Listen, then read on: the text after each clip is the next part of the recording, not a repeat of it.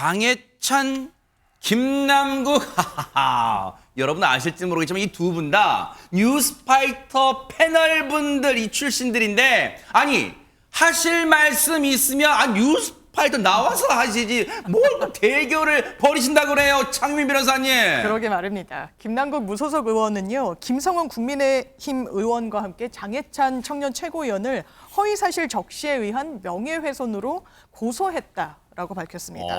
공직자를 향한 의혹 제기와 이를 수단으로 정치적 공세를 하는 건 매우 자연스러운 일이긴 하지만 그 범위와 수준은 합리적이어야 하는데 그렇지 않다라고 주장을 한 건데요. 사실관계가 명확하지 않다면 최소한의 근거를 갖추고 반박해 주길 바란다. 최소한의 근거도 없이 허위 사실을 마치 사실인 것 같이 단정짓고 악의적 발언을 일삼는 것을 용납할 수 없어서 고소에 이르게 됐다라고 설명했습니다. 분위기가 심상치가 않아요. 그럼 하나 차근차근 따져볼게요. 백성문 변호사님, 네. 그러면 김성원 의원과 장해찬 최고위원이 무슨 얘기를 했길래 이렇게 말하는 거예요? 일단 김남국 의원이 고소를 했다고 하면서 무엇이 허위 사실인지에 대해서는 구체적으로 얘기를 하지 않았습니다. 그러니까 저희가 알 길은 없죠. 그래서 이제 그동안 이 두 분이 했던 그나마 좀 센 발언들 네. 이런 걸 위주로 좀 찾아보니까 김성원 국민의힘 코인옥 TF 단장 같은 경우에는 이렇게 얘기했습니다. 김남국의 업비트 거래는 자금 세탁에 의심되는 비정상적인 거래다. 또 장해찬 청년 최고위원 같은 경우 김남국의 몸통은 이재명 대표다. 지금 이런 얘기를 한 건데 일각에서는 김남국 의원이 이 소위 말하는 거래 내역 같은 것을 정확하게 대중들이나 정치권에 공개를 하지 않으면서 이런 고소라는 것은 좀 지나치다라는 의견도 있는 반면에 또 네. 일단 아무것도 확인되지 않은 상황에서 무조건적으로 정치 고소를 펼치는 것도 문제다. 이런 두 의견이 팽팽한 상황입니다. 김남국 의원이 이제 고소를 하겠다 이런 사실이 이제 뉴스를 통해서 알려지니까 그동안에 뭐 여야 할 것 없이 이른바 모두까기 행보를 해왔던 진중권 전 교수가 이런 얘기를 했습니다. 한번 들어보시고 이어가 보도록 하겠습니다. 이제 김남국 의원의 이 고소는 어떻게 판단하시고? 가지가지 한다는 생각이 들었어요. 그걸로 코멘트하겠습니다. 가지가지 한다. 그거 하기 전에 그냥 해명이나 했으면 좋겠어요. 해명도 안 해놓고 뭔 얘기를 하는지 모르겠어요. 윤리위는 윤리위 문제고 대국민 해명을 해야 하잖아요. 의혹이 제기가 됐으면 국민 앞에 책임을 져야지.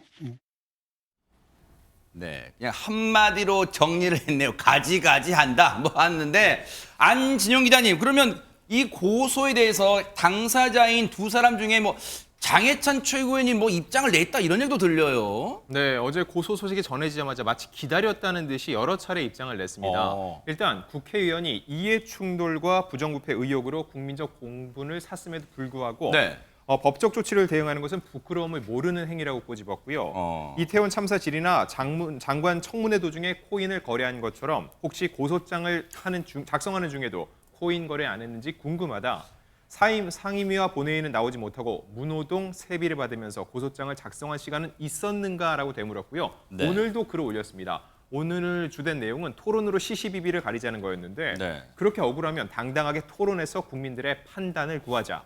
주말 동안 김남국 의원의 답변을 기다리겠다. 고소할 정신은 있으면서 토론을 회피하는 비겁한 모습을 보이지는 않겠지. 남자답게 토론하자고 제의했습니다. 야, 이제 장해찬 청년 최고위원도 그냥 물러서지 않아요.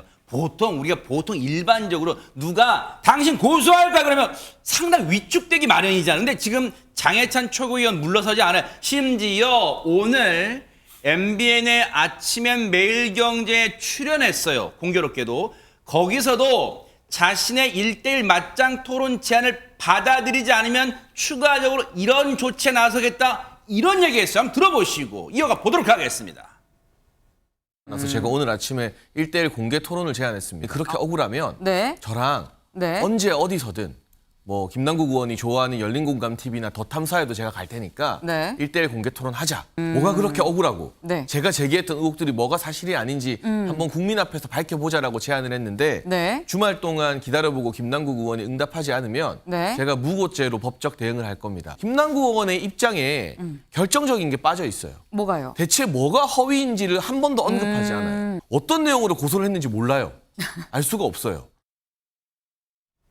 들으신 것처럼 지금 강대강 대결. 이게 살짝 위축될 법도 한데 내 제안 안 받으면 더 세게 나갈 거야 지금 이러고 있습니다. 진짜 전현 평론가님 혹시 김남국 의원이 받아들일 가능성이 있어요 없습니까? 저는 받아들일 가능성 전혀 없다고 봅니다. 네. 왜냐하면 사실 김남국 의원에 대한 여론이 이렇게 좋지 않은 상황이고 만약에 토론을 한다고 하면 법적인 부분을 떠나서 정치적으로나 도덕적으로 비판받은 부분에 대한 질문이 나올 수도 있는데 거기에 대해서 김남국 의원이 자칫 말을 잘못하면 더 큰 비판을 부를 수가 있습니다. 지금은 그 토론에 응하지 않을 거라고 보고요.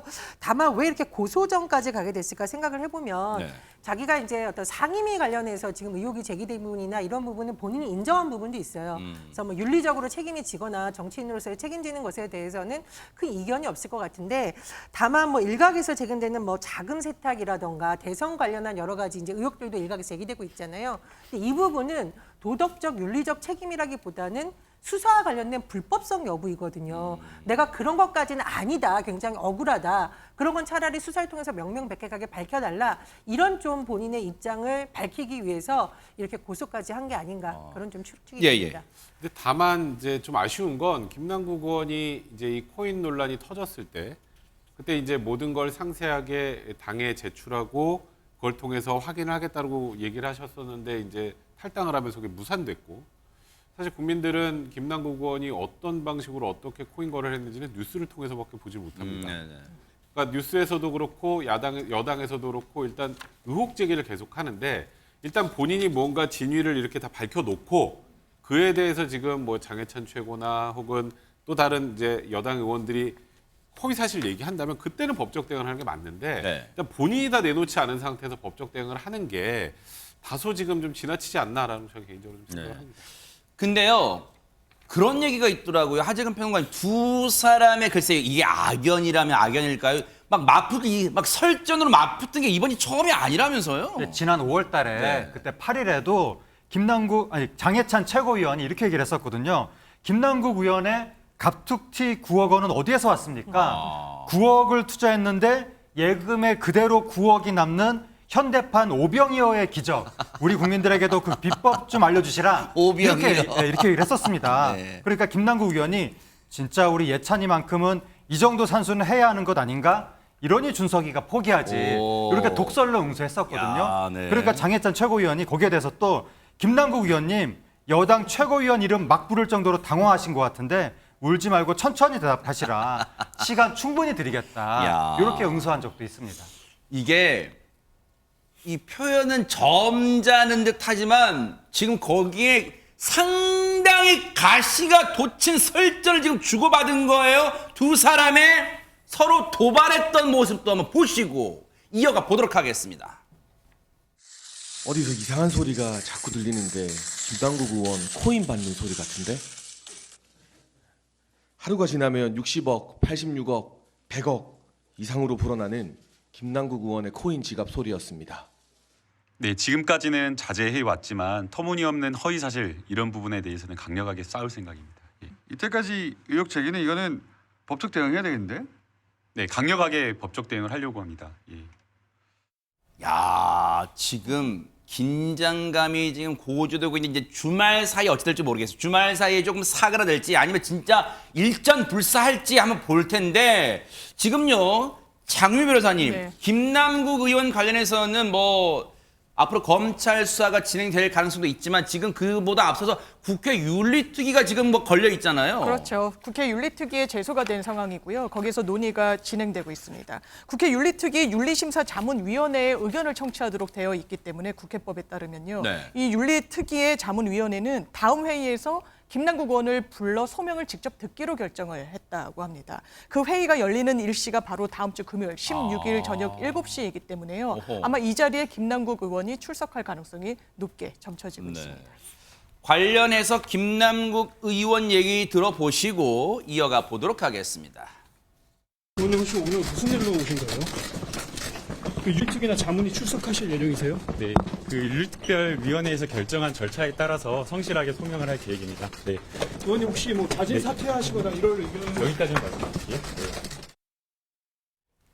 백성문 변호사님, 다음 딱 일주일 남았어요. 16일 날 윤리특위 자문위 회의가 열리는데 여기에 반드시 출석할 의무가 있는 건지, 그리고 만약에 안 나오면 혹시 불리한지, 혹시 그런 거 있어요? 당연히 안 나가면 불리하겠죠. 본인에 대한 소명이 제대로 되지 않는 상황이니까. 그리고 김남국 의원은 지금 장해찬 최고나 김성원 의원을 고소할 정도로 본인은 지금 일단 법적으로는 떳떳하다는 입장이기 때문에 그에 대해서 정확하게 본인이 소명을 하기 위해서, 제 개인적인 생각입니다만, 그동안에 다소 뭐 잠적했다 뭐 이런 얘기가 들렸던 것도 아마도 본인이 법적인 문제가 있는지 없는지에 대해서 본인이 전부 다 이제 그런 기사 났었잖아요. 뭐 거래 내역 같은 걸 뭐 받아왔다는 그렇죠. 내용을. 네네. 그런 것들 통해서 본인이 좀 준비를 한 것 같고 네.